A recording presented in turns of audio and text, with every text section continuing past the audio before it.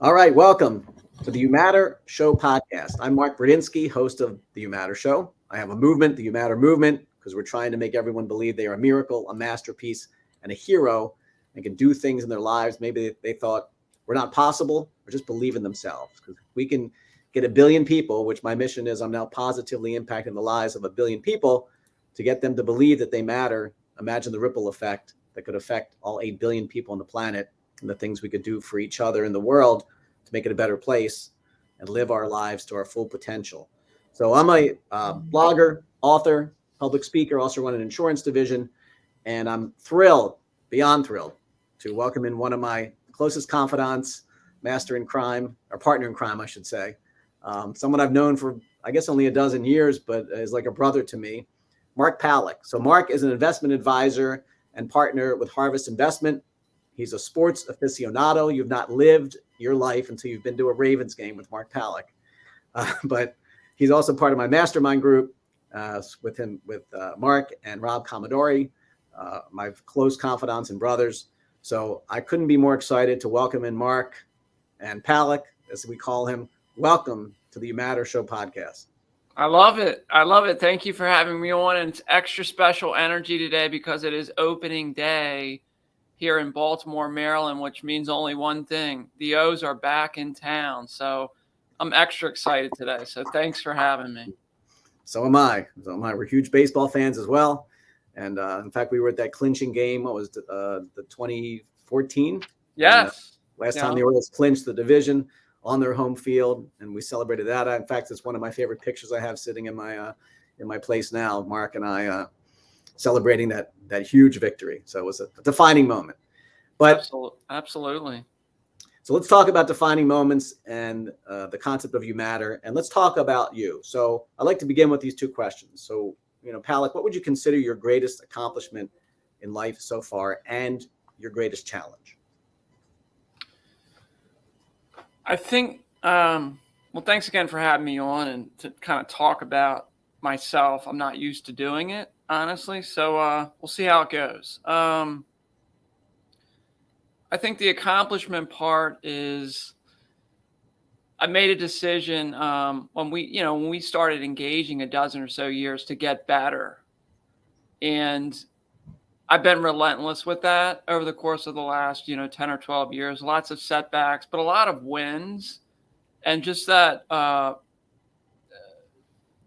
to work on things every day with an attempt to get better. And I think that's a big deal, whether it's to be a better dad, a better person, have a better relationship with yourself, a better husband, a better leader, for the team of people that you work with, a better financial advisor for your clients, whatever it is, the initiative is, how can I get better?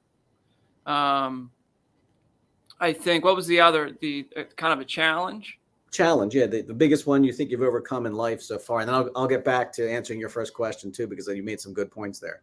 Yeah, I think from a challenge standpoint, probably a lot of what we're going to talk about today. Do you really matter? And I think when I felt like I didn't matter, I wasn't as good as a person as I needed to be or could have been. So I think a lot of challenges that we face is with confidence, is with experience, is kind of feeling that you aren't important, and it brings that ego up of not being good enough. And I think we all battle that, from time to time. And you have different setbacks throughout your life when you don't feel confident or you don't feel important, or you feel sad with whatever's happened in your life. And you feel, it's kind of that self-pity of, why is it just happening to me? When the reality is everybody experiences despair, setbacks, tough times. It's a good point, because that's the truth. Everyone you'll ever meet in your entire life is going through something or has been through something. And we all think that we live in this bubble when things are happening to us, that we're the only person that things are not working for. But if you just looked around you, you realize a lot of other people, things aren't working for either. But if they're still making it, so can you. Yes. Yeah. but your point about making yourself better the past decade plus, I've been front and center to that, to that great show. And it's about 1%, really. I mean, it's about getting 1% better every day and making progress. And you are one of the most consistent, disciplined individuals I've ever met, that once you focus on it, you're going to do it. And it is little bits. It's tough. It can be mundane. It's difficult, but that really is what gives you the juice in life. You really want to believe that you matter. And I know that you do know that you do, is work on yourself, but it takes a lot of hard work. And in fact, the team in my office has been reading the 1% solution to getting 1% better every day. And Mark, in our mastermind group, we all have superhero names. I'm Captain America, Rob is Thor, and Mark is the Hulk. And he's the epitome of David Banner becoming the Hulk. Because Mark, as you can tell, just listening to him, mild-mannered, very confident, very sure. But when you need to be, you step it up, turn green, and then you go after it with not reckless abandon. I would just say a lot of power, a lot of strength, and a lot of fortitude to say, I'm going to do this no matter what. You just lay down the gauntlet, and then next thing you know, you're off and running. And those spurts, I think, drive you a great deal. So you work on little pieces, making the progress. All of a sudden, boom, there's an explosion. And then you go back to, I got to work. Boom, right. Explosion. Then you go back to the grind of making things better. And that is how you build a better you. You build a better you, then you have more to give. You're not doing it selfishly. You're doing it selflessly, because to have more, you have to become more. And I know how much of a giver you are. So really talk about that. I mean, talk about your business a little bit, because that you are a great person, or a great leader in showing other people that they matter. You have a business concept that you developed, I guess, more than half a dozen years ago, called Lovesipline. So tell us about that. Yeah. So, in my industry, it's kind of a, very, I guess, capitalistic, driven by currency and money and wealth and more. And some of those things are important. And to me, some of those aren't important. Wealth and money, to me, the more that you have, the more freedom and choices that you have. But as it relates to this word that we created, and I've kind of worked toward the past, 6 or 8 years, this Lovesipline concept.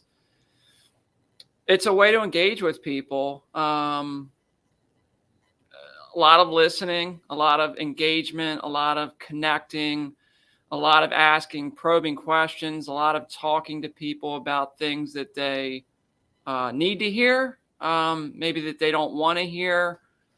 Some philosophic discussions, which are, challenging sometimes, because again, in our industry, it's kind of about the money, right? Or we think it is. And what I've learned in the last 20 years is, in doing this and helping people, is it's not, money's just a tool.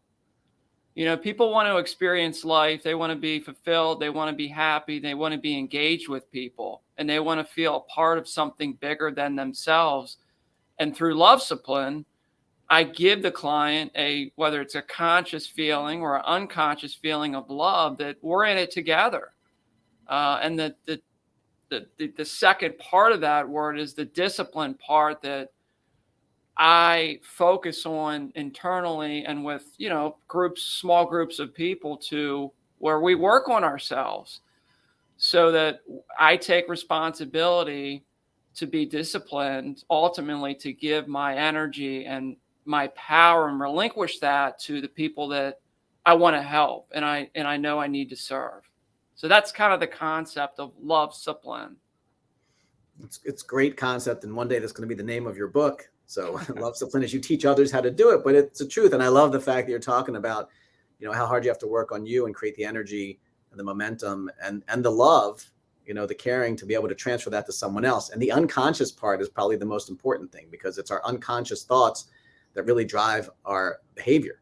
The conscious is the result of that, but the unconscious is really where everything happens. And so if you can touch someone unconsciously, if you can touch their heart, if you can make them feel better about themselves and make them believe that they matter, right. Then they're going to return that in kind, because what you give is what you get. And that's why you have such a great business and a growing clientele, because of what you give and how you love them. And that's, there's no defense to love. So it's impossible for a client to go, oh, you loved me too much, Mark. I don't want to work with you. Right. And there's a feeling, right? We've all been around people that you just feel warmth around, and you feel just a special connection, with them, right? We all have experiences of relationships like that. And I think that one of the crucial parts of having those relationships, or at least people I can think of that give that to me, is people that they look at you and they don't judge you, and they care about you, and they love you, and they don't have to tell you that. And I study those kinds of people. That's what I work on. That stuff's very important to me. So what about yourself? Like, was there a time or times in your life that you believed, you mentioned that, we all go through this, a time that you didn't matter, that you felt you were less than exactly who you're supposed to be, and you struggled and said, hey, how am I going to get out of this? How am I going to get back to feeling like I matter? Every day. I mean, I don't. Good answer, right? I think, we all struggle with those kinds of things. I mean, I guess times that I feel like I've struggled the most with not feeling like I matter is probably when the ego gets to you, right? And what I mean by that is specifically maybe where you don't feel like you're good enough, right? Or you're smart enough, or that you know enough whether it's the financial industry or being a father. What else? Technology, right? Where you feel like you've got, weaknesses, and you feel very limited in it. And you just feel like giving up and having a kind of a pity party. And then kind of that's where I sort of try and always turn around to remember all the wins that I've been able to, and adversity. We all have the story of adversity, and a lot of us forget about that good story. And that helps propel me to remember that I've got all these wins stacked up. For me, that helps me get through days or times where, I have adversities. Okay. We lost your camera there, Mark. It's okay, though. You can keep talking. So this is more about listening than it is just watching, because more people get out of what you say than just staring at you saying it. You can still hear me, right? Yep. Can you hear me okay? Yes. Yeah. So I know that, you lost your mom at a young age, and that certainly impacted your life. Do you believe she plays a part in all of what it is that you do now and what you're about? Yeah. Yeah. And I never want to lose sight of that. And every morning after I wake up, I reconnect to that, to her source and to her energy and to her soul. The quick backstory on that is we all have different times in our lives that we have heartache, and different things happen to all of us. My mom passed away very, young. She was 50 years old, and she battled breast cancer for, 6 or 7 years. And I was in my early 20s and late teens when all this was happening. And it was definitely a challenging time. And that's really, whether you know it or not, we've got all these different things that are stored in us, right? Like mentally and physically, that either give us energy or they take energy, from us. And I feel like for a number of years, I wasn't really in tune with how I felt about the loss of my mother. I don't feel like I ever really was transparent with my feelings to try to understand them up until fairly recently. And because of that, there was a lot of fear in my life that I didn't realize I had. And once I started to understand her, it was, we're all on a journey, right? My mom is on a journey where she passed away, but it was her life. It was not my life. And that was my biggest kind of a big moment that I had a few years back. I was with you at an event that wasn't really related to that, but I left that event with this feeling that I let my mom go that day. And I think for all of us, there's certain things in our life we have to let go at some point, or things stay with us and bring,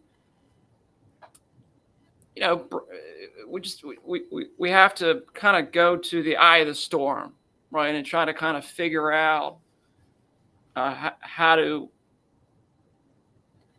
um, channel our emotions better, or kind of interpret what's happening, a little bit better, and trying to learn about ourselves as much as we can, because we all are a work in progress, obviously. As our friend Rob Commodore would say with his podcast Chiseled, right? We're all a work in progress. Yep. Yeah, I got emotional listening to you talking about that event, because it was like 3 to 4 years ago. We went and saw the author of the 4 Agreements, Don Miguel, and it was like a 3 or 4 day seminar. And it started off very joyous and interesting, as we usually do when we get together to do trips. But by the last day, seeing Don Miguel on the stage, and he was almost, you put it best, almost like an angelic. And he brought us all closer to him and just talked. And that was the moment that you said that you could let your mom go in that moment. And I was standing right next to you. And I remember you saying that, and that was powerful, because like you said, you hadn't really dealt with it. You kept it kind of inside of you, weren't transparent about your feelings. I think you were masking it with other things to not maybe really think about it as much. And then once that happened, you've been on a journey since then too, to be able to move, not past it, but like you said, let her go. So now she's, like I said, a positive force in your life. Every time you think about her, I would think. And I think she's at the core of your Lovesipline movement. Like I said, I think the love you have for her, and she had for you and your family, you never forget that. We only get one mom in life. And so there's no way it can't impact you, whether she's here or not, because she's a piece of who you are every single day. Absolutely. And it's helped me to dedicate and focus my life in a daily way, because it's very easy to say, like, live like it's your last day or your last week. How do you do that on a Tuesday afternoon where you're working 10 or 12 hours? And that's really been something that I've been working on the past few years, is to be in a position where you have all of your affairs in order, and your heart's in the right place, and your energy is in the right place, so you can give and you can love, and you can live with somebody who might not be present in the way that we're talking right now, and also in a way that you let go of somebody, and to realize that's okay. It's given me a lot of energy, and it's unleashed a lot of the fear that I had in the past that I probably didn't even know I had, fear of dying and different things of that nature. I've worked on these things.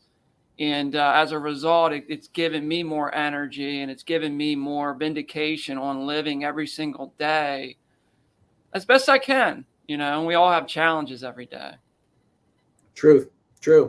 And so I've been part of your journey, you've been part of mine. You've been there since I started, handing out, and I know the people aren't watching, can't see this, but these You Matter cards that I give to almost everyone that we see. And especially those in service and just in general. And I think in the beginning you thought you didn't really know what was going on. But I think in the past few months, you've realized what an important concept it can be, because your circle around you and those you just come in contact with, I think you've started to realize that that's an important concept, because how many people are walking around, even though you think they do think they matter, you find out that, you know what, they don't, and they're struggling. And what can we do for them to help them get out of that place so they can believe they matter and do greater things with their lives, or just tap into what it is that they're really about, why they're here, right? What's their why? But you got to believe that you are worth it before you can even process that. Yeah.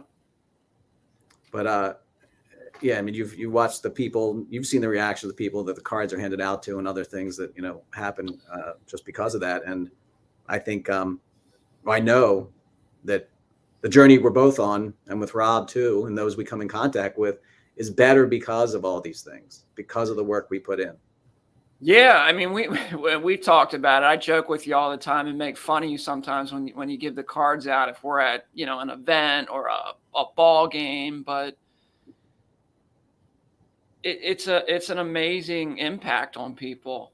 And you know, whether you tell somebody face to face or you give a card to them and you make that engagement, that eye contact, and just say, hey, you know what, you matter, or hey, thanks for doing that. It's really important. You know, even here at the office, you kind of take that for granted sometimes, or it's not kind of a common territory to look somebody in the eye and tell them, hey, you matter. I really appreciate what you're doing. Because of you, I've tried to do, you know, a lot more of that. So thank you, you know, for that. You're welcome. But thank you. So actually, share a story. You matter, Mark. I'm going to put a story in your mouth now that you can share. So I know I talked about defining moments in your life. You talked about your mom, but there's also another defining moment. So you and I and Rob are big fans of Stephen Pressfield. And a couple of years ago, I read the book, The War of Art, which is just a fantastic book. I'm going to give Stephen Pressfield a big plug here, because if you've never read that book, it's life-changing. It'll do a 180 on your brain, because it's all about resistance with a capital R. A lot of us don't think about or focus on, but realize that it is running our lives. And then he has a follow-up book called Turning Pro. So Mark was struggling as a defining moment in his life to pass a test he needed to pass to take it to the next level in his career. And he had failed a couple times, right? We're going to be transparent here and vulnerable. And then you read the book and something clicked. So tell us that story about what made the difference for you in that scenario. So I remember I was in my office and I, for whatever reason, started Googling pro and a professional. I think I was trying to kind of learn about, like, how are pros different? And when I Googled it, this book, Turning Pro, came up by Stephen Pressfield. And I had remembered that The War of Art was your favorite book. So I ordered it.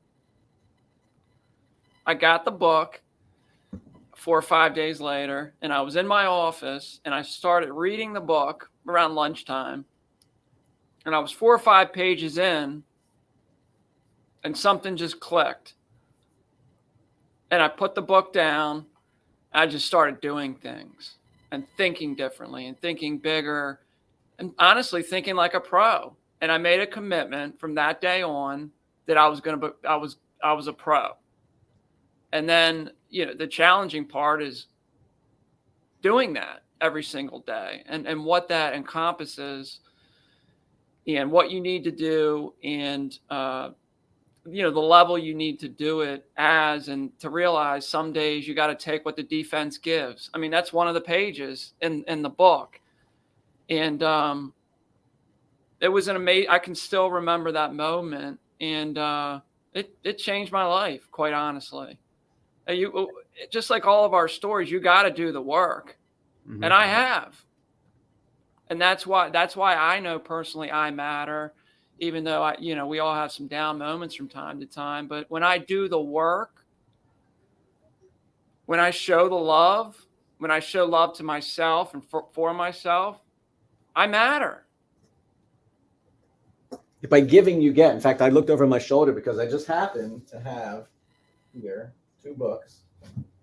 So for the people that are watching this, The War of Art and Mark's breakthrough book, Turning Pro. Nice. So, I keep them. I think I have them over here too somewhere. I'm sure. Yeah, I'm sure you do. And it was life-changing. And so I have no qualms here giving Stephen Pressfield a big shout out on that, because it's The War of Art, like I said, changed my life in terms of realizing about resistance, because it's about winning your inner creative battles, not just writing. He was a writer, or is a writer, but the other things in your life. You're battling everything every single day.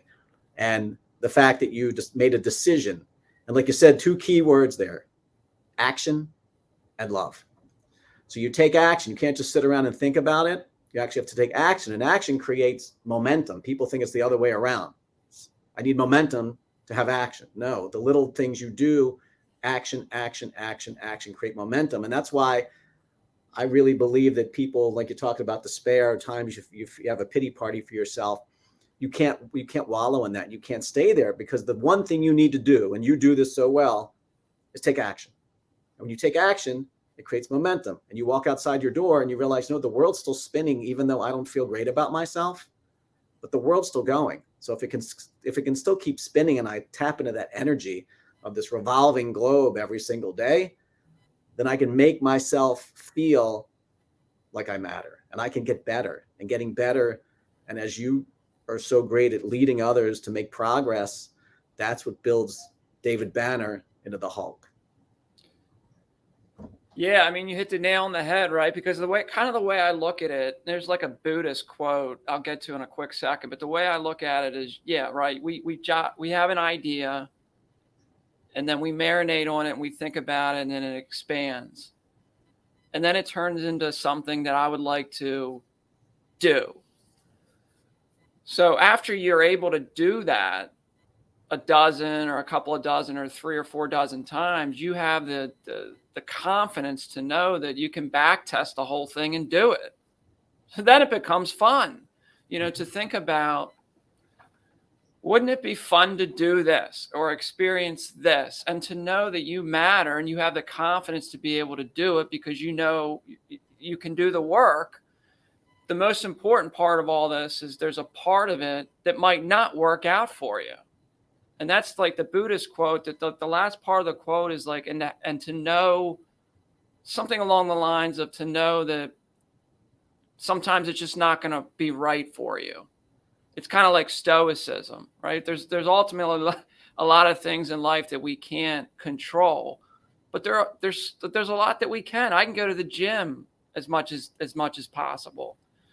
So I think for me, the better I get at realizing that I can control some of my dreams and my destiny is very empowering to me. And to be able to share that with other people, to maybe to have a little bit of an influence on them so that they can get to that point, but also to be able to walk away and be like, just the day wasn't right to do that. You just kind of take a step back and you can get your composure, and then you just move on and you respond. It's a great answer. Great answer. And like you talked about it, doing something. It's do. And sometimes we don't feel like it. And like, oh gosh, what's the 5-second rule, lady? Mel Robbins. Mel Robbins. Love Mel Robbins. Let's get her name in there too. Love Mel Robbins. So she says, you're never going to feel like it. You just have to do it. The feeling, you have to do it whether you feel like it or not. You're not going to feel like doing things that you don't want to do, but you're going to have to do them anyway. And that creates the foundation. That creates the energy. And then when you do those things, and like I said, you've been a great example of this, then you do believe that you matter. And then you can share that with other people. So the more you feel that you do, that transference will go to other people. It's just the law of the universe. There's a connection out there that if you're giving something away, you're going to get it back. And you're so great at giving love and doing what it is you need to do to channel that love to other people. And that's why I think you're just a great representation of making people believe that they do matter. And you've been just a great magnet for that as well. And that's cool because it's taking action and having gratitude and sharing that gratitude with other people. And I love it. So, Mark, one last question. I mean, what about your story and what you've accomplished? What do you think people, you talked a lot about it already, can benefit from Mark Pallack's existence on this planet? I mean, I'm no different than anybody else. I hear that a lot, but that's the truth for me. I mean, my background of coming from humble beginnings, my dad is an awesome guy. He's very middle-class guy, worked hard, second shift, and we had a good upbringing. But things were hard for me, whether it was playing baseball or tennis or the whole deal, with work or with relationships or being a father. We all have these setbacks every day. And I think that when you start getting better at all of these different things, it just builds confidence.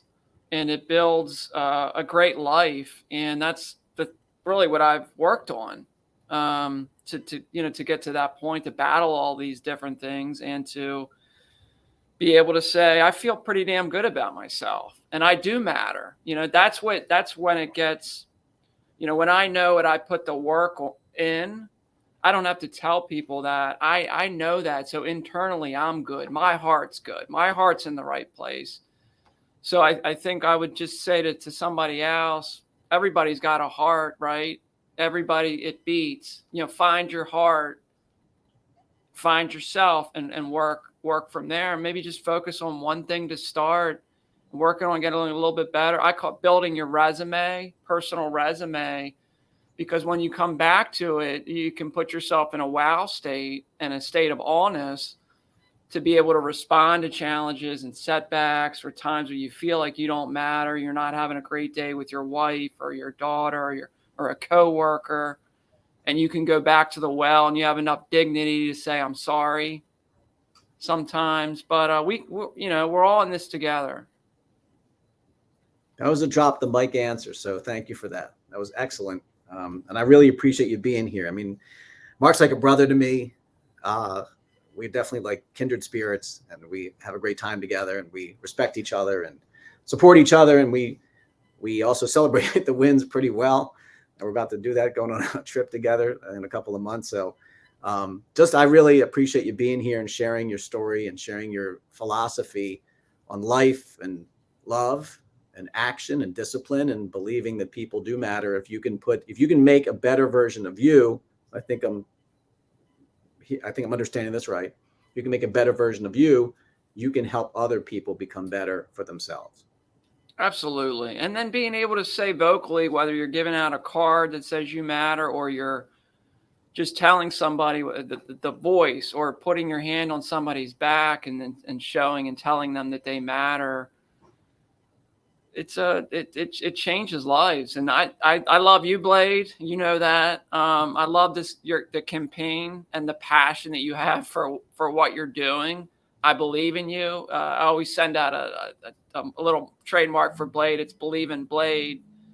And I love what you're doing. So thank you for having me. And hopefully, a little bit of my story can go, maybe go a long way for some people that are struggling like we all do. And Mark Pallack mentioned my nickname. So my nickname is Blade. That comes back from my TV years. I didn't talk about this, but I was a TV producer for 15 years, WJZ TV in Baltimore, and that was my nickname. And so because we have three people in the group, Mark and Rob, so we call Mark Pallack, and they always use my nickname Blade.